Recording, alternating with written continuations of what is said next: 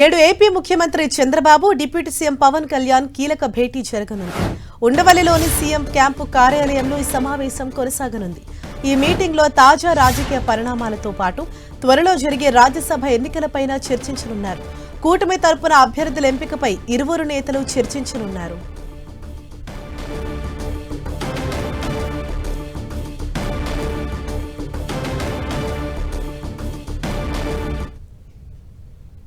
Right, ఇదే విషయంపై మరింత సమాచారం మా ప్రతినిధి రవిచంద్ మనకు అందిస్తారు. రవిచంద్, ఇవాళ జరగబోయే చంద్రబాబు పవన్ కళ్యాణ్ భేటీకి సంబంధించిన వివరాలేంటి? ప్రధానంగా ఏ అంశాలపైన చర్చించుకోబోతున్నారు? హరీషా, మరి కాసేపట్లో డిప్యూటీ సీఎం పవన్ కళ్యాణ్ ముఖ్యమంత్రి చంద్రబాబును కలవబోతున్నారు. ఉండవల్లి నివాసంలోనే ఈ భేటీ జరగబోతుంది. ఎందుకంటే గత 3-4 రోజులుగా రాష్ట్రంలో జరుగుతున్న పరిణామాలు కొంత చర్చ జరిగే అవకాశం ఉంది. తాజా రాజకీయ పరిణామాలపై ఇరువురు కూడా చర్చించుకుంటూ ఉంటారు. ఎందుకంటే ఇక్కడ జరుగుతున్న పరిణామాలు ఏదైతే వైసీపీ చేస్తున్న రాజకీయాలకు సంబంధించి కులాల మధ్య చిచ్చు పెడుతుంది, అదేవిధంగా కల్తీ నెయ్యి వ్యవహారంపై కూడా అనవసరమైన రాజకీయాలు చేస్తుందని చెప్పి టీడీపీ కావచ్చు, కూటమి మండిపడుతుంది. ఈ నేపథ్యంలో నిన్న మంత్రివర్గ సమావేశంలో కూడా కీలకంగా కల్తీ లడ్డు వ్యవహారంపై చర్చ జరిగింది. అనంతరం జరిగిన పరిణామాలు, గత 3 రోజులుగా జరుగుతున్న కొన్ని ఘటనలకు సంబంధించి కూడా ఇక్కడ చర్చించుకున్నారు.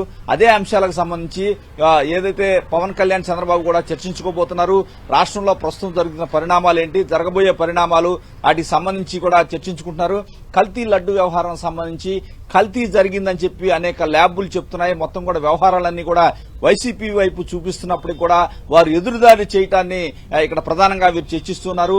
ఈ అంశానికి సంబంధించి ఏదైతే సుప్రీంకోర్టు ఏర్పాటు చేసిన సిట్ ఇచ్చిన నివేదికకు సంబంధించి కూడా ఇక్కడ చర్చించుకున్నారు. అయితే మంత్రివర్గంలో అంతా చర్చించుకున్నారు. కానీ చంద్రబాబు, అదేవిధంగా మరి కాసేపట్లో పవన్ కళ్యాణ్ ఇరువురు కూడా తాజా రాజకీయ పరిణామాలు, అంటే ఈ అంశాల్లో అనేక అంశాలని తెరపైకి తీసుకొస్తుంది వైసీపీ. కుట్ర రాజకీయాలు చేస్తుంది రాష్ట్రంలో. వీటిని ఏ విధంగా ఎదుర్కోవాలి, రెండు పార్టీలు ఏదైతే కూటమి పార్టీలను ఏ విధంగా సమాయత్తం చేయాలి, కేడర్కి ఎటువంటి మెసేజ్ ఇవ్వాలి. ఎందుకంటే ఏదైతే వైసీపీ రెచ్చగొట్టి ట్రాప్ లోకి దించుతుంది, ఆ ట్రాప్ లోకి మన కార్యకర్తలు వెళ్లకుండా మనం సమయం పాటించేలా మనం ఏదైతే బాధ్యత తీసుకోవాలనే విధంగా కూడా వీరి చర్చలు జరిగే అవకాశం ఉంది. ఎందుకంటే ఏదైతే మొన్న జరిగిన 2-3 ఘటనలకు సంబంధించి కూడా వైసీపీ కావాలని రెచ్చగొట్టి ఆ విధంగా హింసను ప్రేరేపించింది. ఆ విధంగా మన కార్యకర్తలు కూడా వారి ట్రాప్ లో పడకుండా జాగ్రత్తగా ఉండాలని చెప్పి కూడా వీరు భావిస్తున్నారు. ఇప్పటికే చంద్రబాబు కూడా ఆ విధమైన ఆదేశాలను కేడర్కి ఇవ్వడం జరిగింది. పవన్ కళ్యాణ్ కూడా ఎప్పటికప్పుడు చెప్తూనే ఉన్నారు. దీనికి సంబంధించి కీలకంగా మాట్లాడుకునే అవకాశం ఉంది. అదేవిధంగా ఢిల్లీలో జరుగుతున్న పరిణామాలకు సంబంధించి కూడా వీరి కొంత చర్చించుకునే అవకాశం ఉంది. మొన్న బడ్జెట్ లో ఆంధ్రప్రదేశ్ కి అత్యధిక ప్రాధాన్యత ఇచ్చారు. దీనికి సంబంధించి ఇరువురు కూడా కేంద్రానికి కృతజ్ఞతలు తెలిపారు. ఆ అంశాలు, కేంద్రంలో జరుగుతున్న పరిణామాలకు సంబంధించి, రాష్ట్రానికి సంబంధించిన అనేక డెవలప్మెంట్ యాక్టివిటీస్ సంబంధించి కూడా వీరు చర్చించుకునే అవకాశం ఉంది. అదేవిధంగా చూసుకుంటే కీలకంగా రాజ్యసభ ఎన్నికలు త్వరలో జరగబోతున్నాయి. ఎందుకంటే రేపు ఫిబ్రవరి ఈ నెలాఖరికి కావచ్చు, మార్చి ఫస్ట్ వీక్ లో కావచ్చు నోటిఫికేషన్ వచ్చే అవకాశం ఉంది.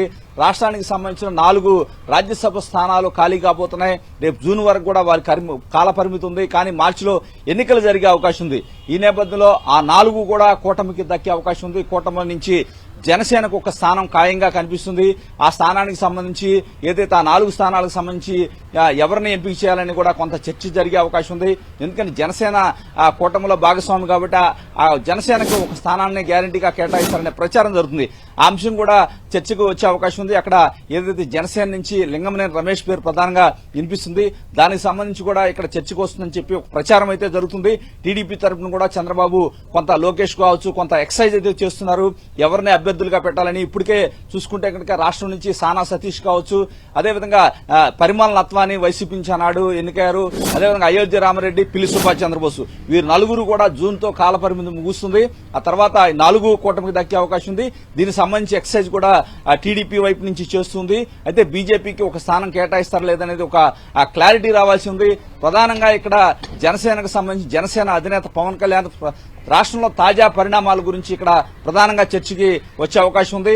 తాజా పరిణామాలు, రాష్ట్రంలో వైసీపీ చేస్తున్న ప్లాన్స్ ఏమిటి, దాన్ని ఏ విధంగా ఎదుర్కోవాలి, ప్రజల్లో ఒక అశాంతిని సృష్టించే విధంగా కొన్ని ఘటనలను వీళ్ళు ప్రధానంగా ఉదాహరణకు చెప్తున్నారు. ఇవన్నీ కూడా ఇరువురు అగ్రనేతలు చర్చించబోతున్నారు. కూటమికి ఒక దిశ నిర్దేశం చేయబోతున్నారు. ఇరువురు కూడా ఒక మెసేజ్ అయితే ఇవ్వాలనుకుంటున్నారు కేడర్కి. ఎందుకంటే వైసీపీ అనవసరంగా రెచ్చగొట్టి కాబట్టి రాష్ట్రంలో విద్వేషాలు రెచ్చగొడుతుంది, రాష్ట్రంలో పరిశ్రమలు రాకుండా అడ్డుకునే విధంగా కుట్ర రాజకీయాలు చేస్తుంది. ఎలా అయినా సరే దీన్ని అడ్డుకట్ట వేయాల్సిన అవసరం ఉంది. రాష్ట్రంలో ప్రధానంగా శాంతి భద్రతల విషయం ప్రధానంగా కూటమి భావిస్తుంది. చంద్రబాబుకు ఒక ఇమేజ్ అయితే ఉంది దేశవ్యాప్తంగా, శాంతి భద్రతల విషయంలో రాజీ పడరని ఆ ఇమేజ్ ని కాపాడుకుంటూ ఏదైతే వైసీపీ కుట్ర రాజకీయాలను ఏ విధంగా ఎదుర్కోవాలి తదితర అంశాల గురించి కీలక చర్చ అయితే జరిగే అవకాశం ఉంది. అనేక అంశాలు కూడా వస్తాయి. ఎందుకంటే నిన్న కూడా చంద్రబాబు కేబినెట్ సమావేశానికి ముందే పవన్ కళ్యాణ్, లోకేష్, అదేవిధంగా సత్యకుమార్ అంటే కూటమి నేతలంతా కూడా అక్కడ కూటమిలో ఉన్న మంత్రులంతా కూడా సమావేశం జరిపారు. దానికి కంటిన్యూస్ గా ఈ రోజు కూడా సమావేశం జరగబోతుంది. దీని తర్వాత ఒక కేడర్ కి అయితే ఒక మెసేజ్ ఇచ్చే అవకాశం అయితే మనకి స్పష్టంగా కనిపిస్తుంది. Right, thank you Ravichand.